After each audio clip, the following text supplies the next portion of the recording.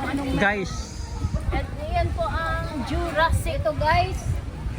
Ito guys. Ito kamukhang Jurassic. Mga teenager to guys. Dito sa Jurassic. Guys. Hi guys.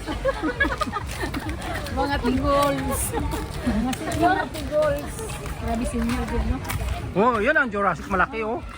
Dito ang Jurassic ng Amana. Ang swimming pool nga, ano, yung hindi mainit. Doon na lang tayo. Saan banda? Guys, doon guys. Dito muna guys. Guys, Ito po yung Jurassic ng Amana. Di ba ang dami nila? Di ko alam kung anong pangalan nito. Hello everyone! Hansly Tatas Vlog here again. Ito po yung part 2 ng Amana Waterworld. Ay, medyo kasi mahaba-haba yung content natin sa Amana. Punta muna tayo dito guys. Titingnan natin kung anong mayroon dito sa sulok. Ang natatanaw namin doon sa malayo, maraming baka. Kaya susuriin natin kung ano talaga. Baka ba, kambing o karabaho. Pero talagang baka nga talaga. Maraming baka. Ito na yung pinaka-last part ng Amana Waterworld. Ito na siguro yung dulo. Dito po, ito yung tinatawag nilang Jurassic Park. Ito, maraming mga ewan ko anong klaseng hayop ito. Kaya punta tayo ulit dito sa swimming pool na to. Medyo malaki-laki din, kaso nga lang, medyo di ko type dito maligo. Kaya halika, titingnan natin kung anong meron. Punta tayo. Malaki-laking swimming pool, medyo konti lang ang naligo. Malinis naman din. Pero dun sa kabilang yung pinakamalaking swimming pool nila, ang daming tao. Dito, pero dun sa unahan malaki.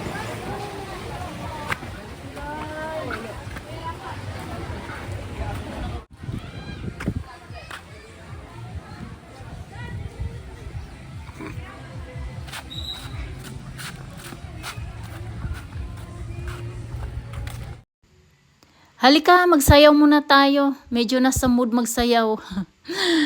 Ay, inaano ko lang yung sound kasi baka mamaya makapiright na naman tayo. Kaya minumute ko lang. Sige, sayaw muna tayo kahit walang sound. Imagination lang. Parang tickling lang, parang tuod. Napakatigas ng katawan. So ngayon guys, punta na naman tayo sa kabilang pools. Kasi maraming mga pools dito. Kaso nga lang yung iba, kino-close nila, ninilinisan. So ngayon, eto na naman tayo. Maglakad-lakad. Titingnan natin kung saan pwede talagang, yung type ko talagang pwedeng maligo. Kasi yung iba maraming tao, syempre, parang crowded na rin. Kaya doon tayo sa kabila. Eto, medyo okay pa. So, parang dito na tayo maligo, guys. Malamig. Malamig ang panahon. Malamig yung simoy ng hangin. Kaya pag lumusob ka sa tubig, okay lang. Malamig. Tapos pag ahon, malamig pa rin. Eto naman, maganda ang pool. Kasi parang parang nasa cave lang. Man-made po ito. Yung cave nila. Kino-close nila kasi nilinisan nila. Dito sana maganda sana maligo kaso nga lang marumi. Kaya eto, kino-close nila. Maganda yung view dito. Parang cave lang. O, diba? Tingnan nyo po ang view. Ang ganda. Kaso walang di pwede maligo. Kaya lipat na naman tayo sa ibang pool. Maglakad na naman tayo. Napakalaki ng dito, lugar ng Amana. Sobrang laki. Siguro mga 10 hektarya siguro to. Hindi naman siguro. Siguro mga 5 o 3 hektar. Ewan. Ang may-ari lang makapagsabi. Kasi napakalapad ng place nila. So ngayon, punta na naman tayo sa kabila. Titingnan natin. Kasi dati, nakapunta kami dito, matagal na, 5 years ago. Malaki na ang nabago.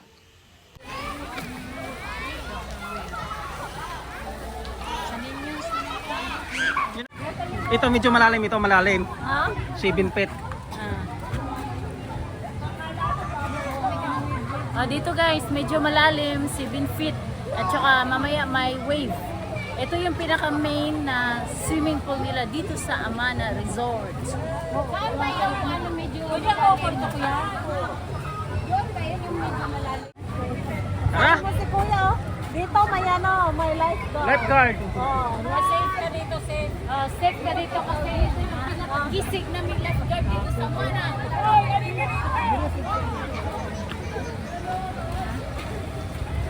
Pinaka-gwapo at pinaka-gisig.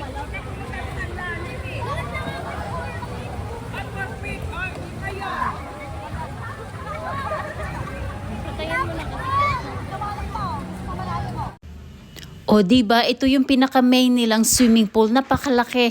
Tsaka may ano pa, ang tawag nito mga bubbles, kaya punta tayo doon. Makisabay tayo sa kanila.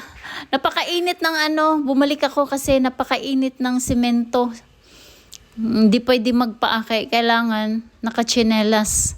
O di ba ang ganda, may pa bubbles pa sila. Balik tayo sa ano pagkabata.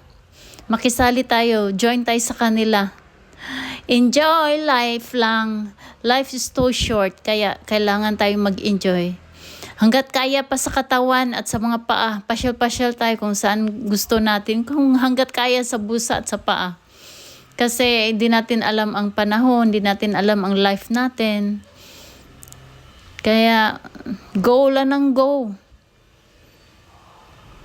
O, di ba ang ganda? Bumalik ako sa pagkabata. Ayun, iiwan na natin yung sleeper natin kasi maligo tayo doon. Doon sa maraming tao, medyo crowded. Kaso okay lang, masayang-masaya naman. O, di ba? Ang ganda. Mag-umpisa na yung wave. Okay, nag-umpisa na po ang wave. Ito yung pinakamalaking wave sa buong Bulacan. Ang Amana Resort lang. Dito lang matatagpuan sa Amana Resort yung pinakamalaking wave. At matagal. Parang 30 minutes yata ang wave nila. 30 minutes o 20 minutes. Kung di ako nagkakamali. Sige guys, samahan nyo kami. Samahan nyo kami sa wave. Kaya bumalik po kami dito. Marami namang mga pools dito sa Bulacan. Kaso nga lang, itong Amana Resort, ito ang pinakamalaking wave. Ito ang pinakamalaking wave. At saka ito yata ang pinakaunang wave noong unang panahon na nagkaroon ng wave. O di ba napaka ano ng wave nila? The biggest wave in Bulacan. Matatagpuan lamang sa Amana Water World. Sige guys, samahan nyo kami. Marami pong salamat sa mga suportan nyo ha. Yung bubbles nila saglit lang yata. Siguro ano, hindi ko na matandaan. Parang ganun din siguro, 30 minutes. Kasabay sa wave. Kasi hindi ko na nakita kung ilang gano katagal yung bubbles nila. Ang alam ko lang maraming tao. Hindi ko nga binasa yung ulo ko kasi inaano ko lang yung wave nila. Ini-enjoy ko lang. Sobrang daming tao guys.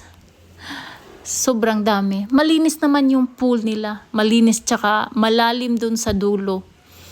Hanggang 7 feet yata.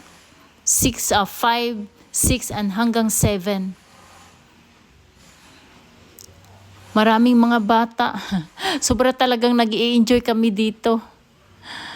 Super enjoy. Yan. Blue na blue yung tubig nila. Pag ang wave nila nag-stop, nagre-request kami lahat, sumisigaw na wave again. Tapos naman nila, pinapaandar naman din nila. O diba, dito 3 feet. Yan, 3 feet, may 4 feet, hanggang 7 feet po yan.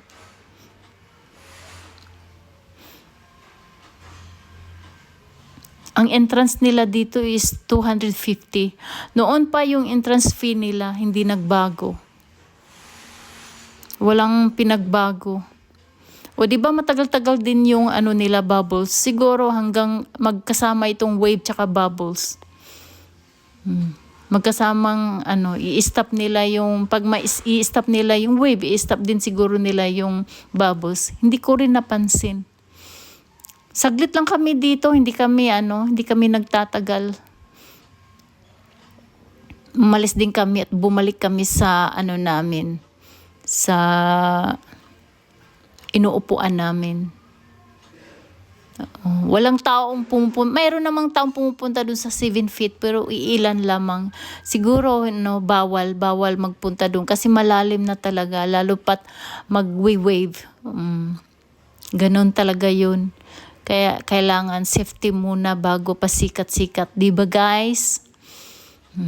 Hanggang enjoy lamang. Huwag masyadong magpasikat. O, di ba parang dagat lamang. Mag-i-imagine na lang tayo na nasa dagat kasi malayo po ang dagat dito sa Bulacan. Kaya dito na lang tayo sa wave.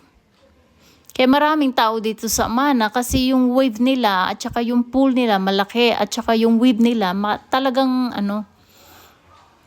matagal-tagal yung wave nila. Maramdaman mo talagang na parang nasa dagat ka lamang na umaalon-alon. Malakas yung alon din nila. O, di ba? Maraming tao. Sobrang daming tao. Yung ibang mga pools, may mga wave naman. Kaso nga lang, hindi kagaya dito sa Amana. Medyo malakas yung nila, wave. Buong pamilya siguro, dala-dala nila dito. Kasi sa sobrang dami. Tsaka malaki ang Amana. Sobrang laki, tsaka marami silang mga cottage. May mga cottage na may kasamang kwarto. May cottage na payong-payong lamang. Yun ang pinakamaliit na cottage nila, 800 lamang. Sunod, 1,000, 1,500, 2,000, 3,000, 3,500. O, diba napakalaki ang, napakalapad ng pool nila.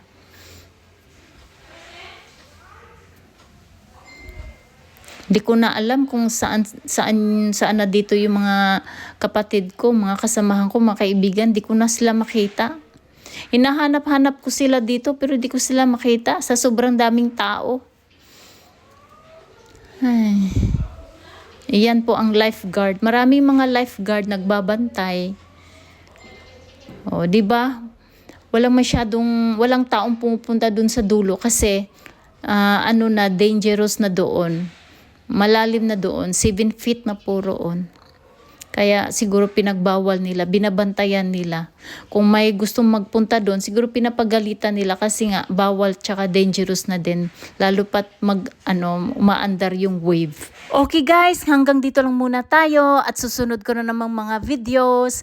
Marami pong salamat sa mga suporta nyo.